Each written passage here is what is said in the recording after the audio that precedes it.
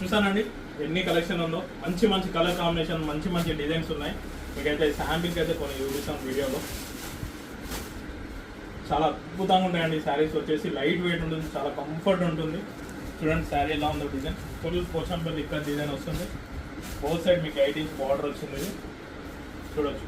పళ్ళు వచ్చేసి మనకి పటోలా డిజైన్ అండ్ బ్లౌజ్ వచ్చేసి ప్లెయిన్ వస్తుంది.